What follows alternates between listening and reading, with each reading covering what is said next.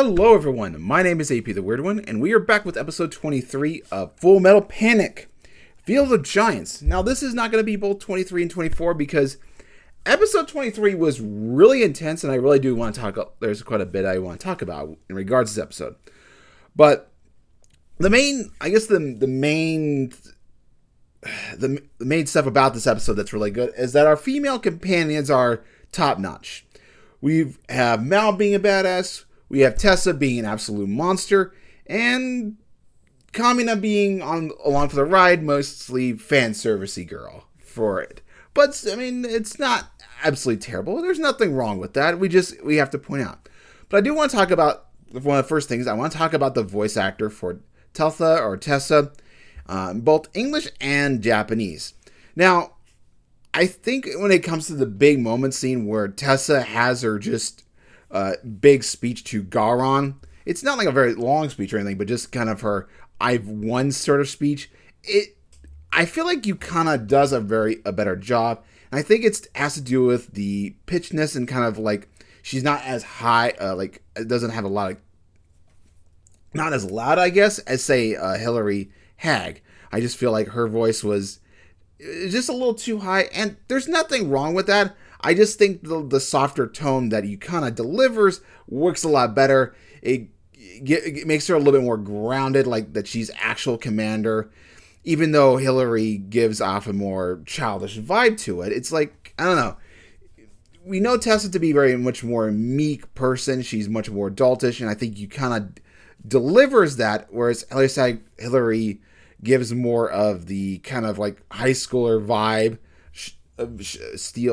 spiel. She still sounds like very serious, but I just think her higher pitches doesn't necessarily do the speech very much justice. So I do want to comment about that. Now, like I said, there's nothing wrong with the American version. Sometimes it works really well. Case in point being example, Duke of Death and his maid. I like Alice's English voice actor opposed to the Japanese one. And that's just basically a personal preference. I think it could be either one for you people. But additionally to this being a very good character moment for the ladies, it also is very visually nice to look at. There's a couple scenes we'll get into that are just really nice and beautifully done. So this is right at the entrance to the Tauros, which is the the brains for the Toothladan. This is where Kamina is going to get interaction. And I just really like this visual blue right before they enter the area. It's just kind of nice. They have some nice visual. It just looked very nice before they open the door. But following this scene is we get where Tessa is just an absolute monster. So once they're in this room, Tessa uses resonance, and she basically she controls Kamina, but also controls the ship. She kind of hacks the ship and gets it back under her control. And we have some oh wait a minute, we won't get to that.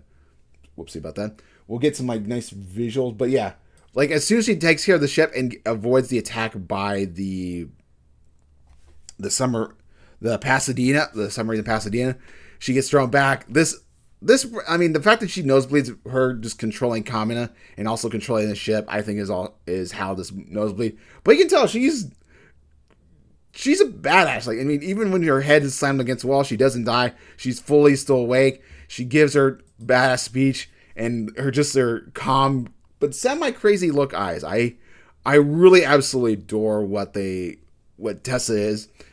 What happens to Tessa in this episode. This episode shows why she's an absolute wife. Do not underestimate her. Yes, Kamina and Mal have bigger boobs, but Tessa is the brains of the operation. She's the commander for a reason, and this is why.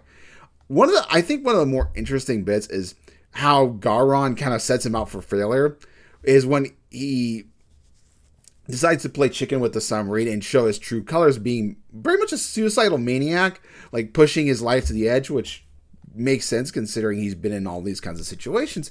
He puts his foot on top of Tessa, and while he's got her foot on top of her, she just starts speaking, she starts using her resonance ability, and he doesn't realize he's getting hacked, he's getting boned. And so if he's done is undoing, it's ha ha ha, I'm so superior. You're gonna be my footrest, not knowing that's gonna lead to his demise. So I like that as also. But before we had this big moment with Tessa, we've had the fight between Kurt and Ewan, one of the traitors. I thought he had gotten taken care of off screen. That's not the case. He tries to bribe Kurt, but that doesn't happen. And I thought Kurt was going to be a badass fighter at first, and then you kind of realize, no, that's not how they're not setting up. He is an amazing sniper, just not good at close combat. And Tessa, Mal, who's on drugs, just managed to knife the bastard. Like, she's been watching afar, and it's like, I saw you fighting, and you're just so sloppy, and I decided to help you. Like, what's going on? And so we do have this big fan servicey moment. And then following Tessa's great moment, we of course have some fan service of Kamina. No nipples, but we do see the fine ass. When the Tuzla is kind of beaching, we kind of see the simulation of Kamina, and we have that shot, and of course we have this forward shot. So yeah, we get some nice shots. I feel like if this had been made much later time in the earlier maybe earlier 2000s, or maybe done by a different studio at the time, it would have definitely had nipples and possibly maybe like Gundam Studios Sunrise. We would have seen some we would have seen some nipples from possibly Kamina. Probably also the previous episode as well, but I definitely think this one for sure. But we will definitely get off of that. And then this scene is right where Gauron has escaped to the hangar to get on board the Venom. And we just have this visually, seeing the red eyes of Kamina just talking to Sosuke. I just like this as well. It just like visually kind of creepy, but also like it's okay. I don't know. I like the scene as well. That's it's just kind of visually striking to see. Kind of reminds me a little bit of Outlaw Star and the younger brother. Kind of when he was invading the girl's mind. Who is it? Not Twilight Suzuka, the main female character. You know what I mean. Anyway, if you've seen that Outlaw Star, good series. Anyway, I just really like the scene, and then from there we get the confrontation between Sosuke and Venom or Gauron. They're kind of lined up to each other, and then final episode is going to be them two dueling. And I guess the one thing I do appreciate lasting is they do call back to the scene where in the desert, Kazakhstan, we still have Sosuke having visual flashbacks to that, and he's like, he gets flustered for a second, but then he remembers Mal's voice and like, okay, everything's going to be okay. I can do this. So I do like that.